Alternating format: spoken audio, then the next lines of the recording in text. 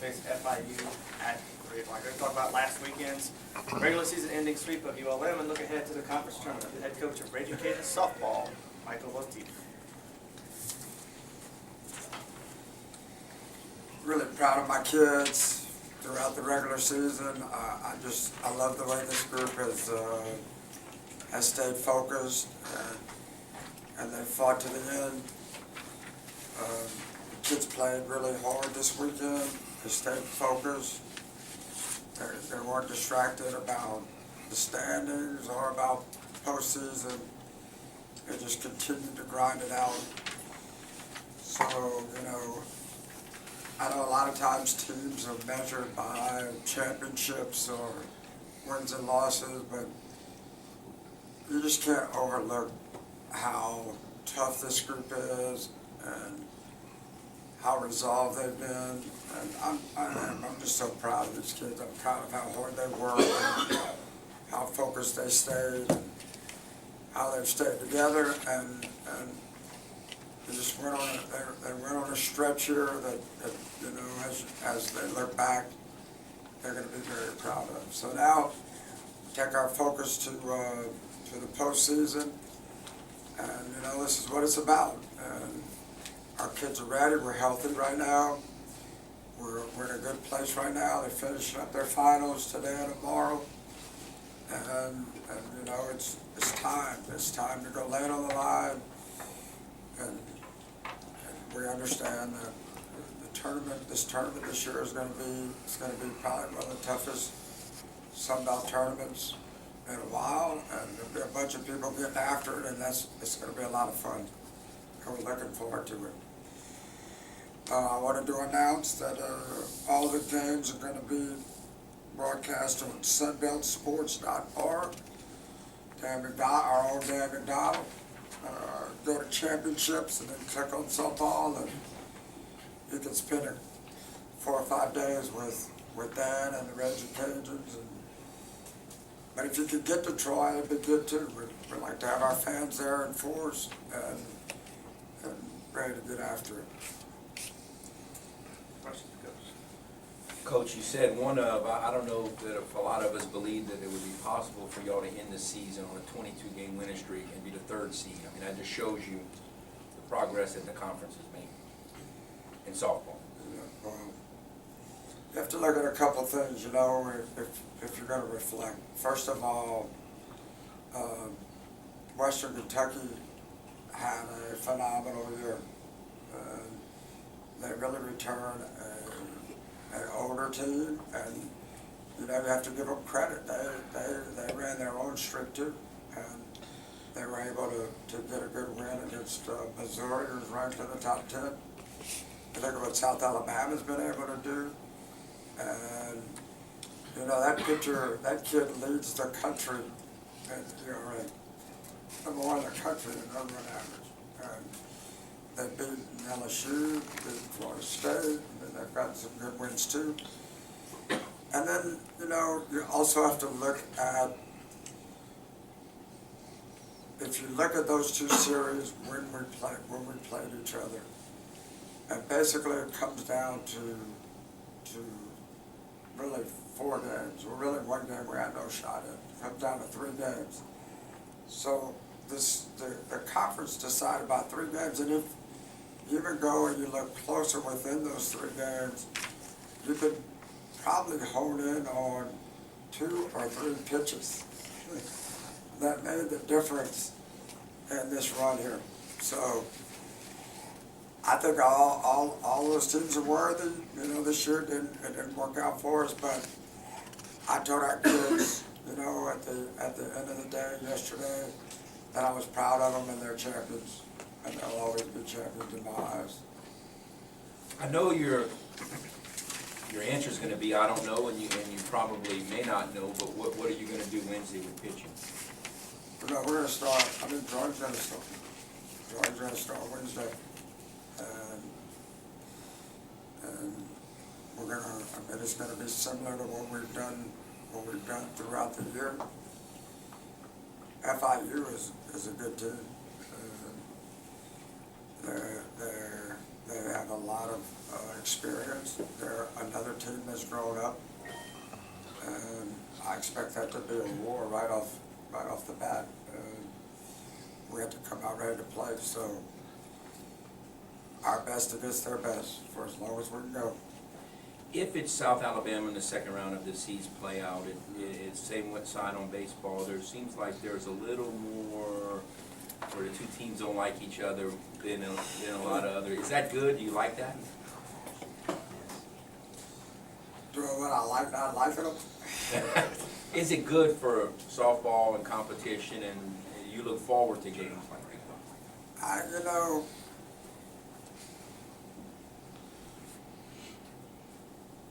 yes. I look forward to postseason, and I look forward to playing worthy opponents. I look forward to teams that are going to come after us, and to see how our kids are going to respond. So I have that much respect for, first of all, Florida International, Western Kentucky, South Alabama, Florida Atlantic, North Texas. We got a good conference, and you talk about not liking people. That's I guess the wrong way to put it. You don't like losing to people. That's for sure. But on a personal level, it's more about respect, and it's about everybody really chasing after that automatic bid. So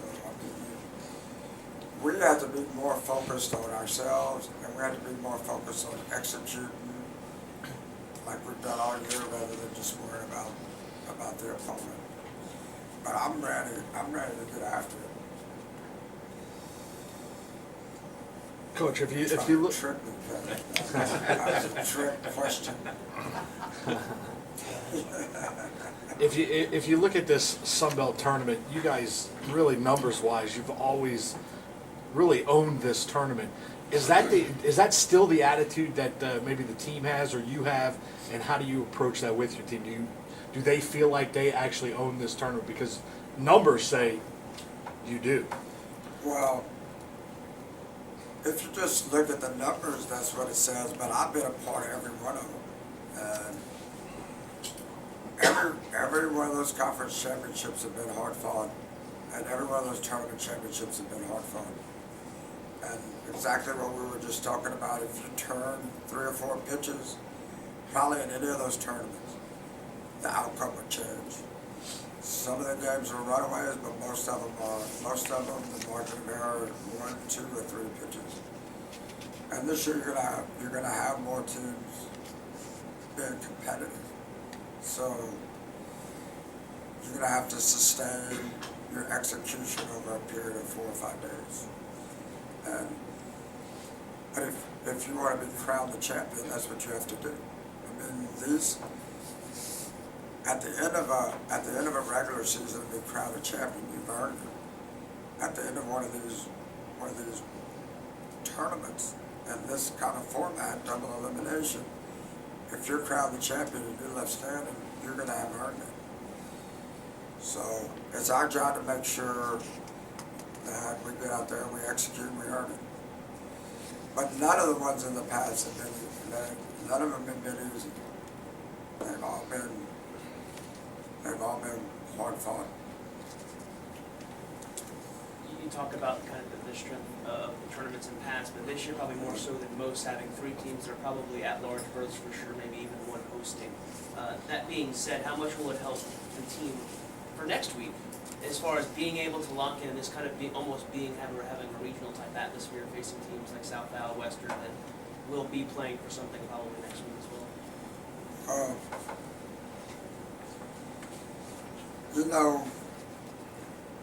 This team we're focused on being the tournament champions. We want to be the champions of our conference. I mean, that's our focus. And I don't know. Our focus is not going to be on next week. I mean, I know a lot of conferences nowadays don't even play a conference tournament because they want to focus on regionals without beating each other up again. What's going to happen this weekend is we're going to beat each other up and we're going to go after each other, and it's like I was just saying, it's going to be hard fought. And the way that our bracket is set up now and the way that our tournament is set up now was not in anticipation of having three teams in a postseason. In fact, as we've discussed as coaches over the years, we've always talked about, not putting ourselves in a position in a tournament where you beat each other up so much that you walked out of there bruised and battered as you go to a region or you go to a postseason tournament. But nobody in our conference ever could have that perspective. And now this year it's going to change. We have other coaches where we're going to see it with a different perspective. Before it was all about just coming after UL. And now that they're in the catbird seats and they understand that in your conference tournament you have a lot to lose. There's a lot to lose. There's a lot on the line. And you go and you get one of your better players hurt. Or you play a game and you lose a bad game, a bad RPI game. And it hurts where you're at or what goes on. So the way we're set up right now, you can't even think about next week. You can't. You just can't do it. You have to focus on this week, this game, FIU. That's where your focus has to be. Coach, the lineup that we saw a large portion of the weekend with Kelsey playing first and Maddie playing right, is that something we can expect to see more in the tournament? Are you going to mix and match? Have you decided on the goal hitter yet? Well, if Kelsey can be consistent offensively, it gives us an opportunity to turn the lineup over. We're not as good defensively though, so that position of the lineup is always in my mind. We've always gone back and forth in my mind, and I think we're just going to straight up play matchups. Do a lot of substitution in that spot, and just kind of see where we're at in pre-game bad practice. Kind of see whose mindset is the best. Kind of see, who has the best matchup against the probable starter, and just kind of go with some gut instincts there. But I trust both of those kids in that situation. And what about Victoria Brown? When she first got on campus as to now, how much longer approximately is her stride now as compared to the beginning of the year? I mean, is it what you anticipated it would be? Well, she's going to remember she didn't have a fall. Right? She just showed up on campus in January, so I think she made as much progress as possible. And what was good is that she got some game experience as she was going through the learning process too. But Victoria is nowhere close to where she needs to be. I mean, I see her potential as what her potential really is. That kid could be really special. And the danger of, coming in and having some success and not being at your potential puts you into this little status quo, or puts you in a mindset where you just ease off. And I want Victoria, I want her to stay hungry, and I want the season to end where she's mad because she's not getting maybe all the opportunities that maybe she thinks she should have, or that the team needs her to go and put up for us. Because she's got to go get better. She's got to go get better, and this team is starving for a number two. And and baseball you have a Friday night starter, but you also have a Saturday night starter and a Sunday starter, you know what I'm saying? And softball, for too long, you just rely on one kid and you end up in a bad place. And we're trying to change that mindset where we can have 3 number ones. Friday night starter, Saturday night starter, Sunday starter. There's nothing wrong with a situation like that. And people keep asking the same question is, when are you gonna give this one the ball, or when are you gonna give that one the ball? Well, come get the ball, you know what I'm saying? Come get it. And the game, it's not about just being able to get the ball and being able to throw an inning or two against such and such opponent. It's about being the best you can be and reaching your potential. And we just have to keep pushing these kids to go to that level. We talked a lot, especially in March, when the team's having a little struggle of the inexperienced players kind of hitting that wall and learning to readjust, and obviously they got back on track. Is there any concern at all of them being in their first conference tournament, their first postseason time, or is it, you feel like they're where they need to be? Oh, it's going to be a new experience for those kids. And when I said at the outset that I was so proud of the team and I was proud of that group because they never lost confidence in themselves, they kept believing, they kept working, they went through the adversity and the struggle, and they just kept pushing and grinding. And I'm hoping in my mind that just because you change the stakes or you change the environment, that it doesn't change their approach. Or that what young kids often do is put too much pressure on themselves.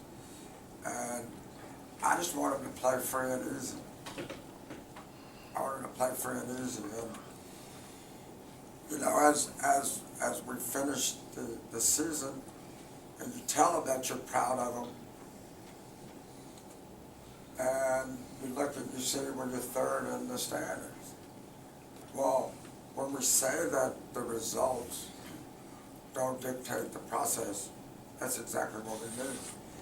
And when I say that I'm proud of these kids, I'm proud of them for how hard they've worked, for how they've overcome adversity, they've stayed in a good mindset, and hopefully, as we go into postseason, they don't let that kind of environment, those circumstances, that pressure, outside expectations, change any of that. If it does, I think part of that is human nature, but I will be disappointed. And I understand, because I've had butterflies myself. I've been through this for a lot of years myself, and I'd be lying if I sat up here and said, I'm not going to have butterflies, or there are going to be situations where you're going to be uptight. Because I am. That's part of competition. But I want to make sure that their mindset is still about having confidence in themselves and wanting to be in that situation. I want to be in this situation. I'm prepared to be in this situation. This is what I've worked so hard to be in. This is where I want to be. And if I fail, then I'm going to fail because I'm doing my level best, not because I'm worried about what somebody else is going to think or what somebody else is going to say about me. We got good freshmen, and we have good young kids, and really this team they play hard together. They love each other, they get each other's back, and they play hard together. So again, I encourage all of our fans to get to Troy if you can. If not, to watch it on sunbeltsports.org, and go Cajuns.